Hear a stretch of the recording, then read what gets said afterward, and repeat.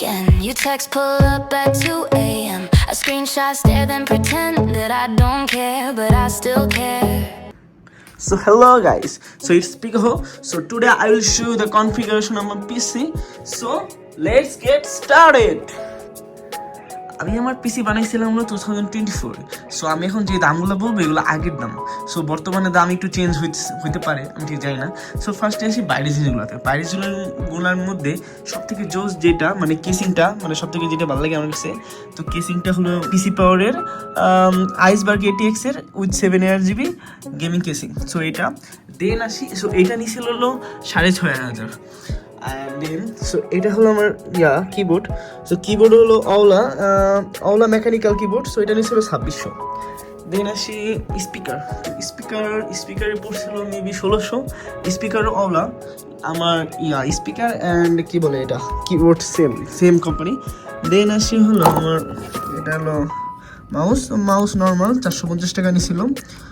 Mouse কিসের নিয়েছিল বলে গেছি একবারই। আচ্ছা, অ্যান্ড দেন আমি এখন পিসি খুলে দেখবো ভিতরে যা আছে সব কিছু জানাবো।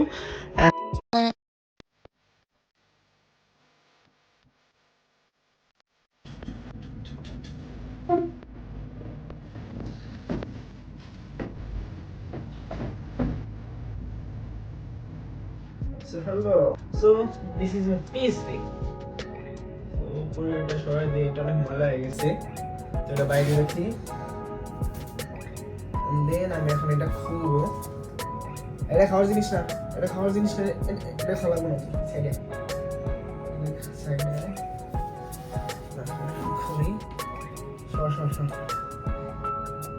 টাকা দিয়ে দিই, তুই ডিস্টার্ব করবি যা।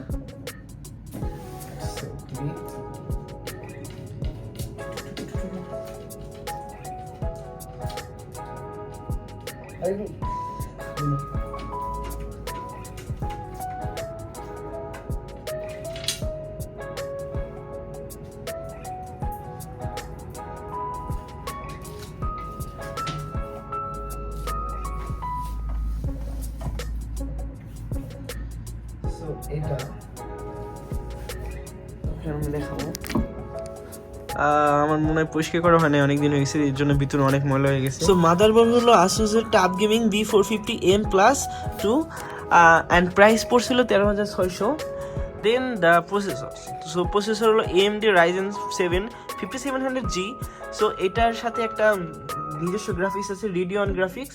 সো আমি আলাদা কোনো গ্রাফিক্স কার্ড নেই, কারণ আপাতত আমার লাগতেছে না, কারণ আমি ভারী কাজ করি না, আমি যেমন এডিটিং বা গেমিং করি না আপাতত, তো আমার লাগতেছে না। এটার প্রাইস পড়ছিল 18,500। এরপর আসে র্যাম। সো র্যাম নিয়েছি কোর্সাইর থেকে, র্যামটা একটু খুলে দেখাই। সো এই র্যামটা 16GB DDR4। ও হ্যাঁ, আমার মাদারবোর্ডটা DDR4। সো আমি DDR4 হিসেবে সব সাজাইছিলাম। এটার প্রাইস পড়ছিল 4,650।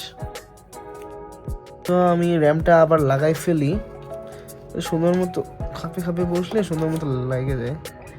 এটা সুন্দর মতো বসে নাই, হ্যাঁ বসছে হ্যাঁ, ওকে। সো দেন আসি SSD। সো SSD নিয়েছি আমি HP EX 900 M.2 500GB নিয়েছি। আমার কোর্সারের র্যামটা পড়ছিল 4,650 এবং HPর এই SSD পড়ছিল 4,750। আমি পাওয়ার সাপ্লাই নিয়েছিলাম অ্যান্টেক এর CSK 550। সো এটা পড়ছিল 5,600। And then my PC. So আমি 60,000 টাকার মধ্যে আমার পিসিটা বিল্ড করছি। অ্যান্ড আমি মনিটর হিসেবে আমার যে পুরোনো টিভি ছিল আমার বাসার 32 ইঞ্চি, সো আমি 32 ইঞ্চি টিভি ইউজ করছি, আমি আলাদা মনিটর ইউজ করিনি। দেন আমি পিসিতে তেমন ভারী কাজ করি না, আমি নর্মালি যে কাজগুলো করি স্ক্রলিং এগুলো, এর জন্য ভাবতেছি একটা গ্রাফিক্স কার্ড নিব। অ্যান্ড দেন আমার পিসি আপডেট করবো। বাই।